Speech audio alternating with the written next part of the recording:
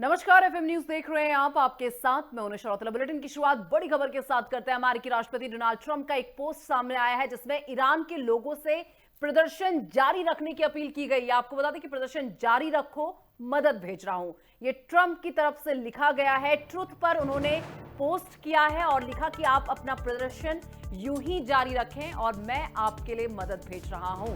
इस वक्त की बड़ी खबर आपको दे दें, क्योंकि देखिए इस वक्त अमेरिका और ईरान के बीच तनातनी लगातार जारी है और ऐसे में ट्रंप ने एक पोस्ट किया है जिसमें ईरान के लोगों से प्रदर्शन को यूं ही जारी रखने की अपील की गई है और कहा गया है कि आप अपने प्रदर्शन को यूं ही जारी रखें, मैं आप सभी के लिए मदद भेज रहा हूं। इस वक्त की बड़ी खबर आपको दे रहे हैं जहां पर ट्रंप ने एक पोस्ट किया और पोस्ट कर इस प्रदर्शन को यूं ही जारी रखने की बात कही गई है। तो इस वक्त की बड़ी खबर आपको दे रहे हैं जहां पर प्रदर्शन को लेकर ट्रंप ने कहा कि आप अपना प्रदर्शन जारी रखें। देखिए ट्रंप और क्या कहते हैं। ईरान के देशभक्त प्रदर्शन करते रहे और अपनी संस्थाओं को अपने कब्जे में लें। मदद रास्ते में है। जो लोग प्रदर्शनकारियों की हत्या कर रहे हैं उनके नाम नोट कर लो, उन्हें इसकी भारी कीमत चुकानी पड़ेगी। अब वो पोस्ट भी हम आपको दिखा रहे हैं, वो तस्वीरें भी हम आपको दिखा रहे हैं जो इस वक्त ईरान में जिस प्रकार के हालात बने हैं। दरअसल ये पूरा मामला बेरोजगारी को लेकर उठा है, क्योंकि जिस तरीके से बेरोजगारी लगातार ईरान में बढ़ती जा रही है उसे लेकर ये प्रोटेस्ट हो रहा है। अब डोनाल्ड ट्रंप ने इस पर एक पोस्ट किया है और ईरान के लोगों से जो इस वक्त प्रदर्शन कर रहे हैं उन लोगों से अपील की है कि आप अपने इस प्रदर्शन को यूं ही जारी रखें।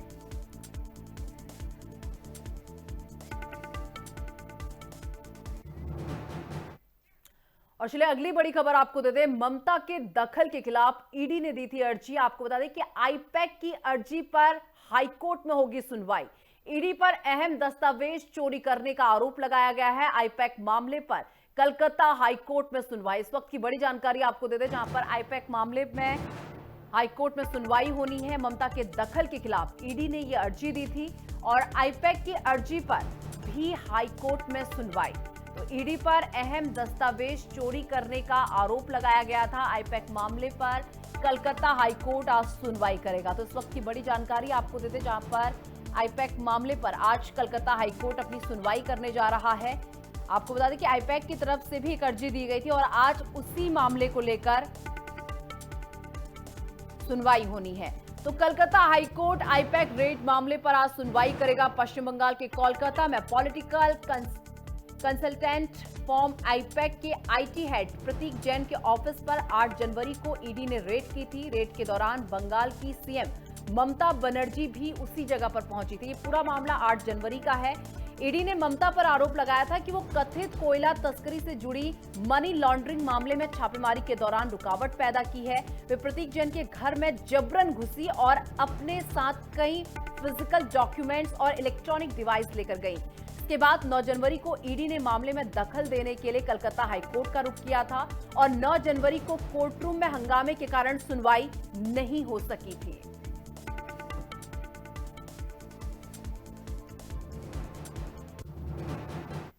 और अगली खबर आपको दे दें। गोरखपुर दौरे पर हैं आज मुख्यमंत्री योगी आदित्यनाथ। आज सीएम योगी आदित्यनाथ पूजा अर्चना और गौ सेवा भी करेंगे। मुख्यमंत्री जनता दर्शन कार्यक्रम लगाएंगे और इसी के साथ मंदिर में ही सीएम योगी आदित्यनाथ जनता दर्शन कार्यक्रम को लगाएंगे और ऐसे में तमाम जो समस्याएं लोगों की हैं उन्हें सुनने का काम करेंगे और त्वरित समाधान के निर्देश भी दिए जाएंगे। तो बड़ी जानकारी आपको दे दें जहां पर सीएम योगी आदित्यनाथ आज गोरखपुर के दौरे पर रहने वाले हैं और वहां वो दर्शन पूजन करेंगे, गौ सेवा करते हुए भी आपको नजर आएंगे। और इसी के साथ मुख्यमंत्री आज जनता दर्शन कार्यक्रम का आयोजन भी करेंगे और मंदिर में ही सीएम योगी आदित्यनाथ फरियादियों की फरियाद को सुनेंगे। देखिए ये कोई पहली बार नहीं है कि वो इस तरीके से जनता दर्शन कार्यक्रम को कर रहे हैं। उससे पहले भी आपने देखा होगा कि लगातार हफ्ते में 1 या 2 बार सीएम योगी आदित्यनाथ जनता दर्शन कार्यक्रम का आयोजन करते हैं जिसमें वो लोगों की समस्याओं को सुनते हैं और उनके त्वरित समाधान के आदेश भी देते हैं जिससे लोगों की समस्याएं हल होती हैं। और ऐसे में आपको बता दें कि ये कहीं ना कहीं लोगों से कनेक्ट करने का बहुत बेहतरीन एक तरीके से कह सकते हैं कि रास्ता भी है जहां आप लोगों से कनेक्ट होते हैं। तो ऐसे में आज गोरखपुर दौरे पर जाने वाले हैं सीएम योगी आदित्यनाथ, जहां पर गोरखनाथ पीठ में दर्शन पूजन करते हुए और गौ सेवा करते हुए भी नजर आएंगे और मंदिर में ही सीएम योगी आदित्यनाथ जनता दर्शन कार्यक्रम का आयोजन करेंगे।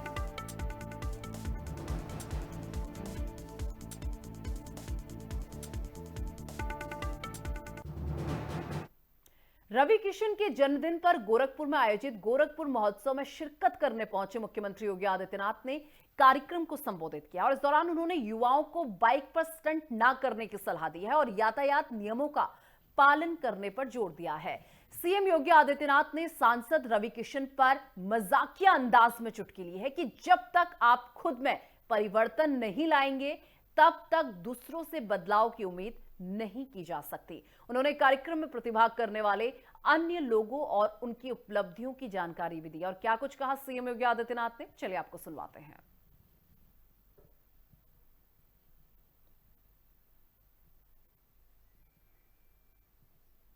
जीवन में तो याद रखना होगा, इसके लिए अच्छी सड़कें बनी हुई है, फर्राटा भरने के लिए नहीं, ट्रैफिक के नियमों का उल्लंघन करने के लिए नहीं, स्मार्टफोन लगा करके या बाइक चलाते हुए स्मार्टफोन से बातचीत करते हुए या कान में स्पीकर फोन लगा करके या नहीं दिया गया है और इसमें नकल करने की आवश्यकता नहीं।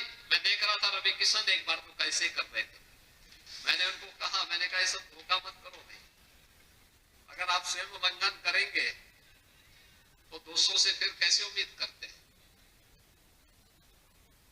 हम सबको इन सावधानियों को जीवन में तो याद रखना होगा और महोत्सव का आनंद लेना चाहिए, अच्छे ढंग से अनुशासित तरीके से। अच्छी लगे ताली बजाइए और अच्छा नहीं लगे तो चुपचाप बैठिए।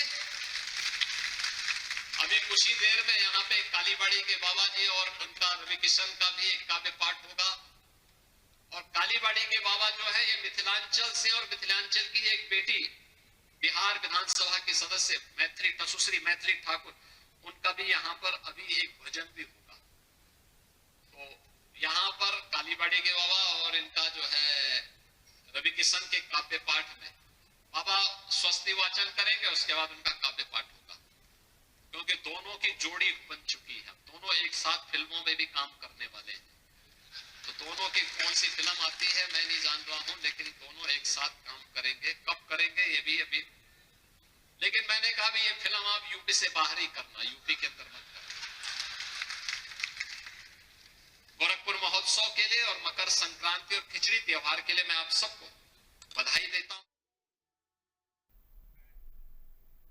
और इसी बीच राजधानी लखनऊ से एक बड़ी जानकारी निकलकर सामने आ रही है, जहां पर उत्तरायणी कौतिक 2026 का उद्घाटन होना है आज और उत्तराखंड के सीएम इसका उद्घाटन करेंगे। सीएम धामी शाम 6 बजे करेंगे उद्घाटन, दोपहर 2 बजे से शोभा यात्रा का आयोजन होगा। इस वक्त की बड़ी खबर आपको दे दें, जहां पर उत्तरायणी मेला 2026 का उद्घाटन करने के लिए खुद सीएम धामी शाम 6 बजे पहुंचेंगे और ऐसे में 2 बजे एक शोभा यात्रा का आयोजन भी होना है। ये बड़ी जानकारी राजधानी लखनऊ से आपको दे रहे हैं, जहां पर उत्तरायणी कौतिक 2026 का आज उद्घाटन होना है। उत्तराखंड के सीएम पुष्कर सिंह धामी इसका उद्घाटन करेंगे। सीएम धामी शाम 6 बजे इसका उद्घाटन करेंगे, दोपहर 2 बजे एक शोभा यात्रा का आयोजन भी किया गया है। इस वक्त की बड़ी जानकारी राजधानी लखनऊ से, जहां पर उत्तरायणी कौतिक 2026 का आज उद्घाटन होना है।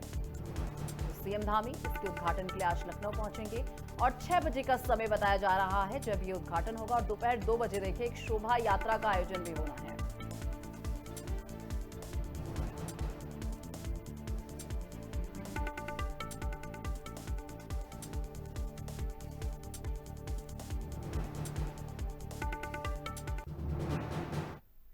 अगली खबर कर्नाटक से सामने आ रही है, जहां पर कर्नाटक के deputy CM DK Shivakumar ने एक पोस्ट किया है।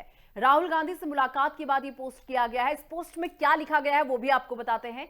कोशिश विफल हो जाए तो भी प्रार्थना व्यर्थ नहीं जाती। तो देखिए, उन्होंने कहा कि कोशिश अगर बेकार हो जाती है तो भी प्रार्थना व्यर्थ नहीं जाती। इस वक्त की बड़ी खबर, डीके शिव कुमार जो कि कर्नाटक के डिप्टी सीएम है, उन्होंने एक पोस्ट किया है और राहुल गांधी से मुलाकात के बाद ये पोस्ट किया गया है। कल राहुल गांधी ने उनसे मुलाकात की थी, उसके बाद ये पोस्ट सामने आया है जिसमें उन्होंने लिखा कि कोशिश विफल हो जाए तो भी प्रार्थना कभी भी व्यर्थ नहीं जाती। इस वक्त की बड़ी खबर, Karnataka deputy CM DK Shivakumar ने एक पोस्ट किया। राहुल गांधी से मुलाकात के बाद ये पोस्ट हुआ है। आपको बता दें, इस पोस्ट में लिखा गया है कि कोशिश विफल हो जाए तो भी प्रार्थना व्यर्थ नहीं जाती।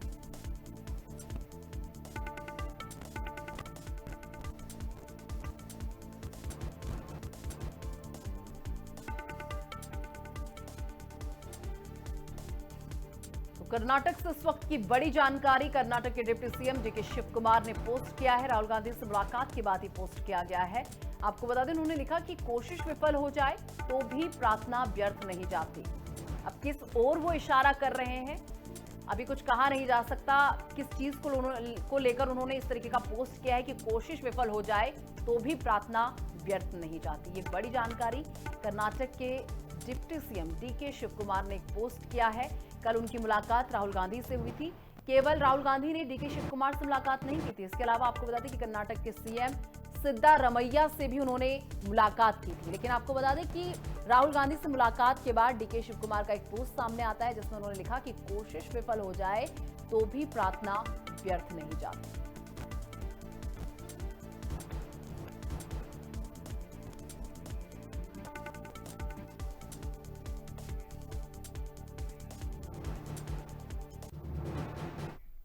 और जम्मू कश्मीर से अगली खबर है, जहां पर लाइन ऑफ कंट्रोल पर फिर ड्रोन देखे गए हैं।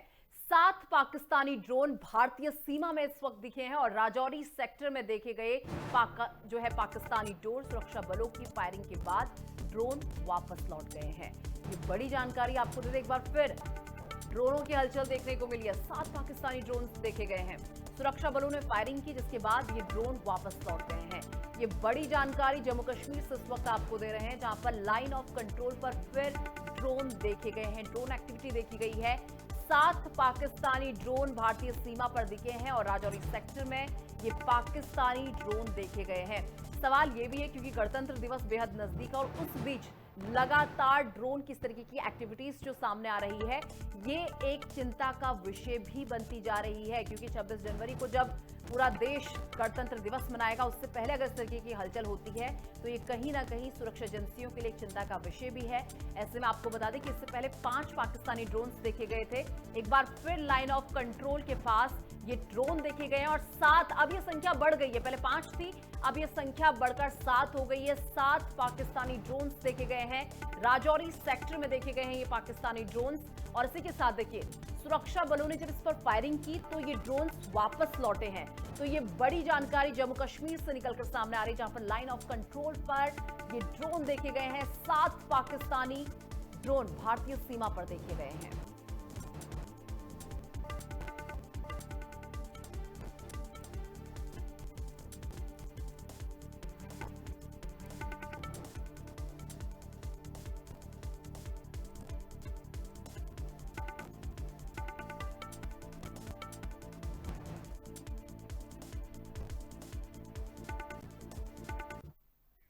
अगली खबर यूपी से आपको दे रहे हैं, जहां पर संभल से जुड़ी इस वक्त की बड़ी खबर आपको दे दें, जहां पर तत्कालीन सीओ अनुज चौधरी के खिलाफ एफआईआर दर्ज के आदेश आ चुके हैं। संभल सीजेएम कोर्ट ने एफआईआर के आदेश दिए हैं। अनुज चौधरी समेत 16 पुलिस कर्मियों पर एफआईआर के आदेश मिले हैं।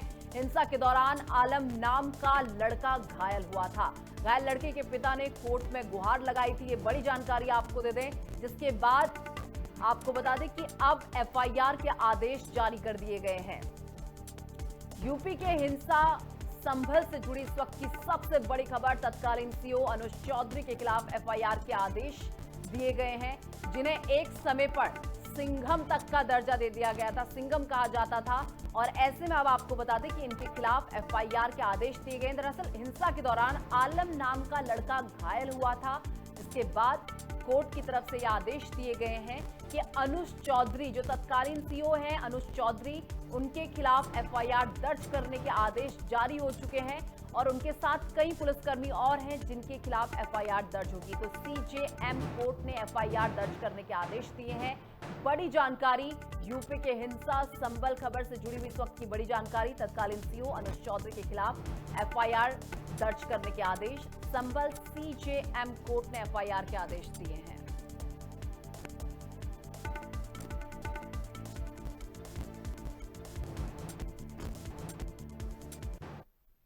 फरीदाबाद में 3 लोगों की संदिग्ध मौत हुई है। आपको बता दें कि घर में पत्नी और पति और 5 साल के मासूम का शव मिला है। रात में अंगीठी से दम घुटने से मौत की आशंका जताई जा रही है। मौके पर पुलिस को अंगीठी मिली और जांच जारी है। तो बड़ी जानकारी आपको दे दें, पुलिस जब मौके पर पहुंची तो पुलिस के हाथ एक अंगीठी लगी है, जिसके बाद पुलिस अब इस पूरे मामले की छानबीन कर रही है। बड़ी जानकारी फरीदाबाद से, जहां पर 3 लोगों की संदिग्ध मौत हुई है। घर में पति पत्नी और 5 साल के मासूम का शव मिला। रात में अंगीठी से दम घुटने से मौत की आशंका जताई जा रही है कि अंगीठी से जो धुआं निकला, कार्बन डाइऑक्साइड निकली, उससे इन लोगों का दम घुटा होगा, जिसके बाद इनकी मौत हो गई है।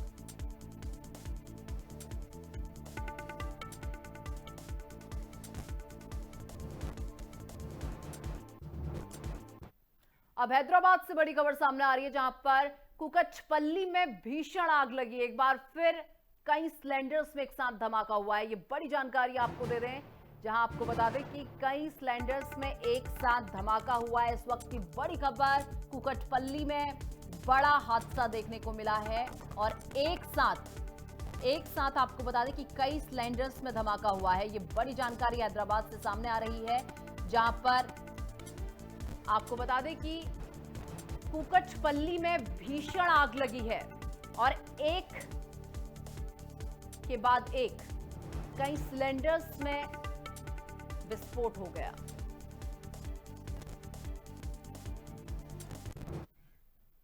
और मकर संक्रांति का पर्व आज पूरे देश में बड़े ही श्रद्धा और उल्लास के साथ मनाया जा रहा है। प्रयागराज में माघ मेले के दौरान एकादशी के पावन अवसर पर संगम घाट श्रद्धालुओं से पूरी तरह से भरा हुआ नजर आ रहा है।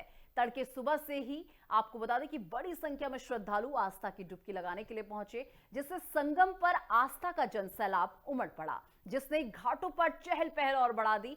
और इसी के साथ प्रशासन की ओर से सुरक्षा के पुख्ता इंतजाम किए गए हैं।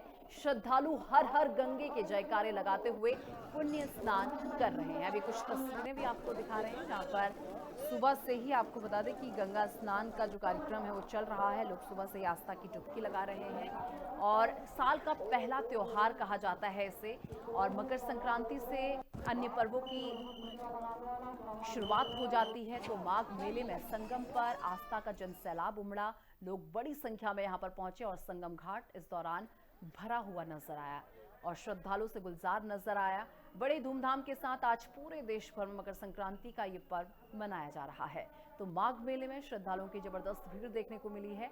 और ऐसे में देखिए, अगर इस भीड़ में कोई गुम हो जाता है या कुछ ऐसी चीजें होती हैं तो उसके लिए जगह जगह पर लाउडस्पीकर लगाए गए हैं, ताकि लोगों को सूचित किया जा सके। अगर सुरक्षा की बात कर ली जाए, सिक्योरिटी की अगर बात करें, तो सिक्योरिटी के भी पुख्ता इंतजाम किए गए हैं। और ऐसे में देखिए, सुबह से ही ये सिलसिला जारी है। सुबह 4 बजे से ही लोग, आपको बता दें कि संगम तट पर पहुंच रहे हैं और आस्था की डुबकी लगा रहे हैं।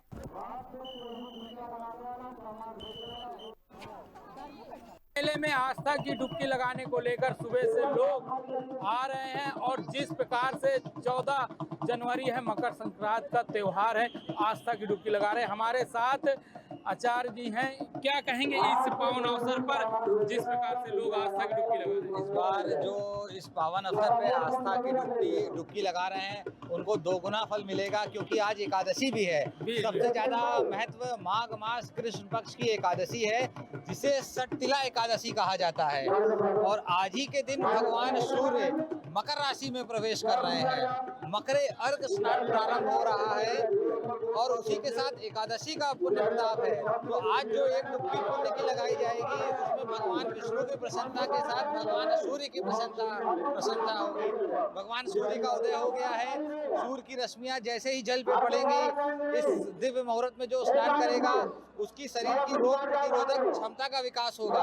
और क्योंकि तुलसीदास जी ने वर्षों पहले ही कह दिया है, माघ मकर रवि गति होई, तीरथ पति आवे सब कोई, यानी कि वो क्षण बस अब आने वाला है। माघ मास पहले से चल रहा है। भगवान सूर्य की गति मकर राशि में होने वाली है। 14 तारीख दिन बुधवार दोपहर 3:07 में पंचांगों के अनुसार सूर्य भगवान अपने पुत्र शनिदेव की मकर राशि में आएंगे। जैसे ही सूर्य मकर राशि में आएंगे, एक अद्भुत ऊर्जा का संचरण होता है, क्योंकि प्रयागराज का ये संगम क्षेत्र अक्षय क्षेत्र है। अक्षय क्षेत्र का मतलब यहाँ एनर्जी बैलेंस होती है, E is equal to mc square, energy can neither be created not destroyed. तो गंगा के तट पे क्यों लोग आते हैं, उसका एक बहुत बड़ा रीजन है, कारण है। क्या कारण है? यहाँ पर मनोकामना की पूर्ति, इच्छा प्राप्ति के लिए पुण्य के बल की जरूरत पड़ती है। जैसे हमको एक हीरा खरीदना है, अगर हम जौहरी के यहाँ जाएंगे तो उतना हमको मूल्य देना पड़ेगा, तभी जौहरी हमको हीरा देगा, नहीं तो वो हीरा नहीं देगा।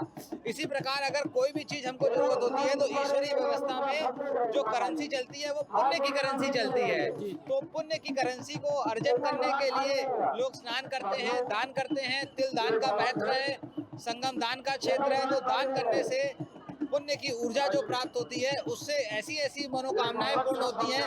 किसी की संतान नहीं हो रही, किसी का विवाह नहीं हो रहा, किसी की नौकरी नहीं लग रही, ये सब कार्य मां त्रिवेणी की डुबकी लगा के और दान पुण्य करने से बड़ी सरलता से हो जाता है। जिस प्रकार से कहा जाता है एकादशी होने के चलते लोग दूसरे दिन भी कहा जा रहा है कि दूसरा दिन मकर संक्रांति का जो पुण्य पर्व है वो इसलिए है क्योंकि कुछ पंचांगों के अनुसार से 14 तारीख की देर रात यानी कि 9:38 पे सूर्य का संचरण मकर राशि में कुछ पंचांगों ने दर्शाया है, जिसके कारण शास्त्रों में ऐसी व्यवस्था है कि अगर संक्रांति रात को होती है तो अगले दिन उसका स्नान होता है। उसी के चलते 15 तारीख को भी सूर्योदय से सूर्यास्त तक संक्रांति का पुण्यकाल पुण्य स्नान होगा। जैसे कहा जाता है एकादशी में चावल नहीं हम टच करते हैं या चावल का भोग नहीं लगाते, चावल नहीं खाते हैं और खिचड़ी में दान नहीं किया जाता है, तो इसको लेकर क्या देखिए शास्त्रों में जो विधान है, एकादशी के दिन चावल खाना निषेध है,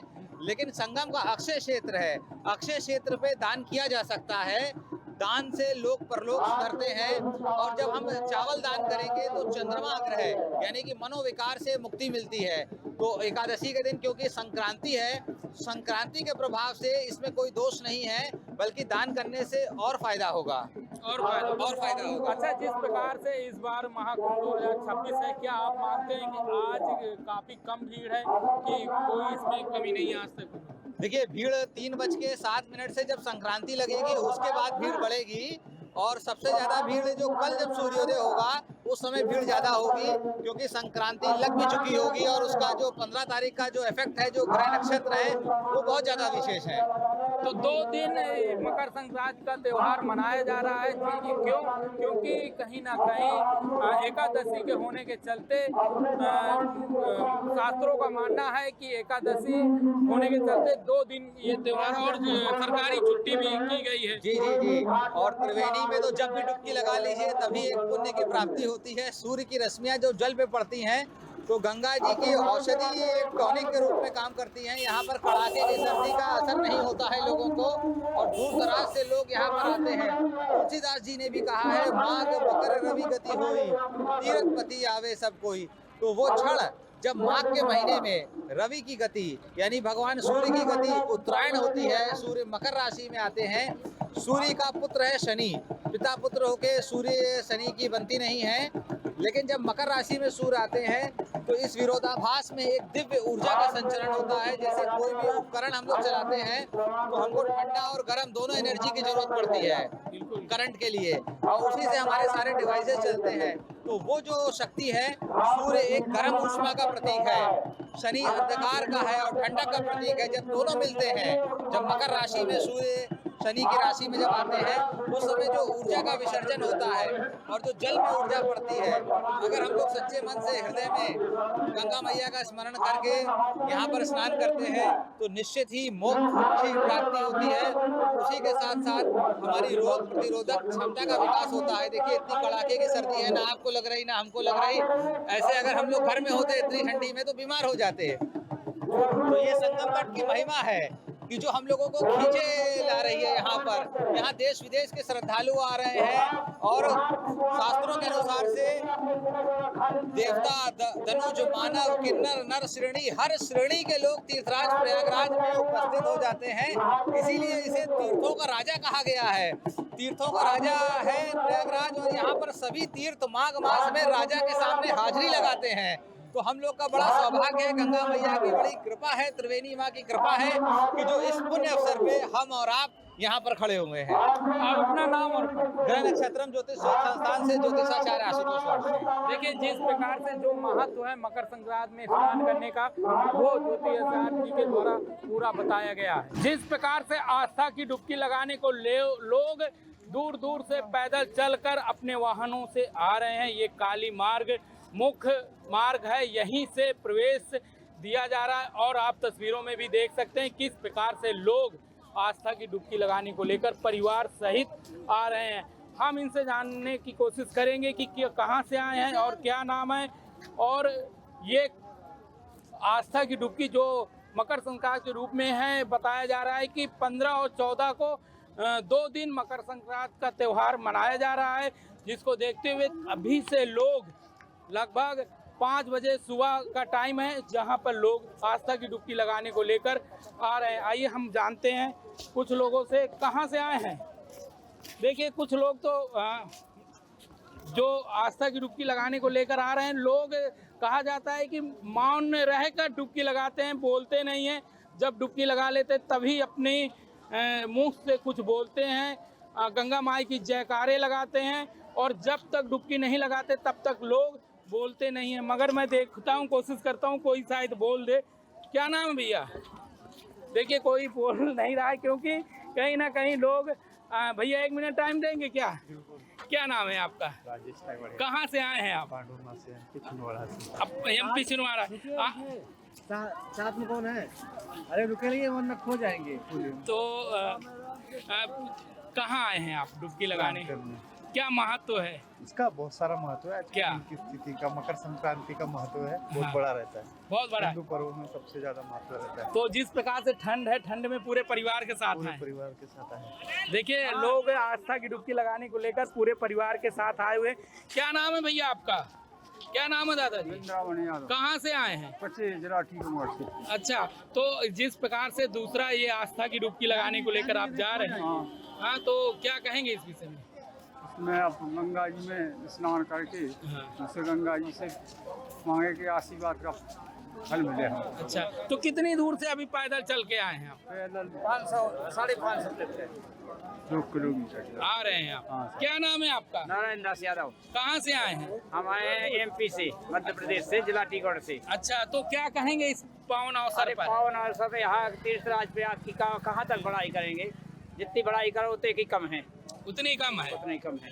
हाँ, क्या कह रहे हैं भैया? सर, बहुत अच्छा है। आप लोग यहाँ पे आइए, एकदम बढ़िया से स्नान और दर्शन दोनों करिए। अच्छा, और इस टाइम मतलब माघ मेला की अपेक्षा देखा जाए तो बहुत ही आरामदायक स्थिति है। हाँ। ना तो बहुत भीड़ है, और देखे तो मतलब कि सब नॉर्मल है। नॉर्मल और व्यवस्था अच्छी है। व्यवस्थाएं सब बढ़िया है। वही थोड़ा पैदल चलना पड़ रहा है, बाकी आराम से आइए। इतना भी पैदल नहीं चल रहा है। हम लोग अभी 15 मिनट में पहुँच चुके हैं, संगम पहुँचने वाले हैं। तो अच्छा लग रहा है। सब लोग आए, बढ़िया से स्नान करें और आनंद ले। अगली बार की जैसा नहीं है, कोई ऐसा दिक्कत वगैरह होने वाला नहीं। कड़ी सुरक्षा है। कड़ी सुरक्षा, एकदम बेहतर सुविधा के साथ। अच्छा, बिल्कुल। मैं अपने कैमरामैन से कहूंगा कि इधर दिखाएं कि किस प्रकार से जन सैलाब, लोग पूरी तरीके से आस्था की डुबकी लगाने को लेकर भारी संख्या में लोग आ रहे हैं और अपने सामान को अपने सर में रखे हुए हैं। जब तक लोगों का मानना है कि हम डुबकी नहीं लगा लेंगे तब तक बोलेंगे नहीं। मगर कुछ लोग हैं जो बोल रहे हैं, जो बता रहे हैं कि कहां कहां से लोग आ रहे हैं और किस प्रकार से यहां पर प्रशासन की व्यवस्था है। मैं रविशंकर गुप्ता, FM न्यूज के लिए प्रयागराज से। फिलहाल मेरे साथ इस बुलेटिन में बस इतना ही। देश दुनिया की तमाम बड़ी खबरों के लिए देखते रहिए FM न्यूज।